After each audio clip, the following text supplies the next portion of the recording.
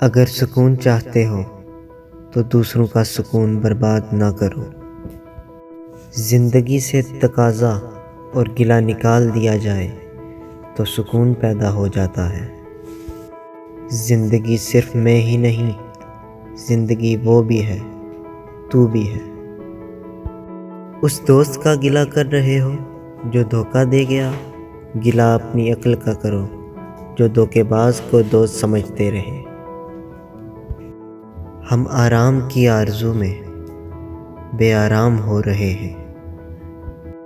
جنت مقام کا نام ہے، خیال کا نام ہے، عمل کا نام ہے اور حاصل کا نام ہے۔ سکون اللہ کی یاد سے اور انسان کی محبت سے پیدا ہوتا ہے۔ یہ دعا ضرور کیا کرو کہ یا اللہ ہمیں ایسی زندگی دے جس پر ہم بھی راضی رہیں اور تو بھی راضی رہے۔ روح کی غذا اللہ کی یاد اور اللہ کا ذکر ہے۔ توبہ جب منظور ہو جاتی ہے تو یاد گناہ بھی ختم ہو جاتی ہے۔ خود شناسی نہ ہو تو خدا شناسی کا عمل ممکن ہی نہیں۔ اللہ کو ماننا چاہیے، اللہ کو جاننا مشکل ہے۔ ہمارے ذمے تسلیم ہے، تحقیق نہیں۔ تحقیق دنیا کی کرو اور تسلیم اللہ کی۔ کہیں ایسا نہ ہو کہ ہم دنیا کو تسلیم کر لیں اور اللہ کی تحقیق کرنا شروع کر دیں۔ اگر تعلق رکھنا ہے تو جھگڑا کس بات کا، اور اگر تعلق نہیں تو جھگڑا کس بات کا۔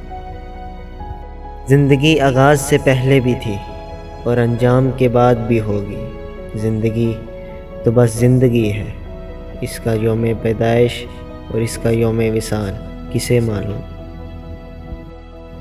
تیرا بندہ واصف بے خبر، تیرا راز سمجھا اس قدر، تجھے جب پکارا بے چشم تر، کئی مرحلے تھے جو ٹل گئے۔ خوبی کہاں ضائع ہوتی ہے، مایوسی سے اور غصہ سے، ان دو باتوں سے خوبی ضائع ہو جاتی ہے۔ ہم دوسروں کو ماپنے کے پیمانے بناتے ہیں اور خود کو ماپنے کا وقت نہیں ملتا۔ ہر مسافر کو رہبر کی ضرورت ہوتی ہے، ہر چلنے والے کو رہبر کی ضرورت ہوتی ہے۔ نم آنکھ خدا کی رحمت کی دلیل ہوتی ہے۔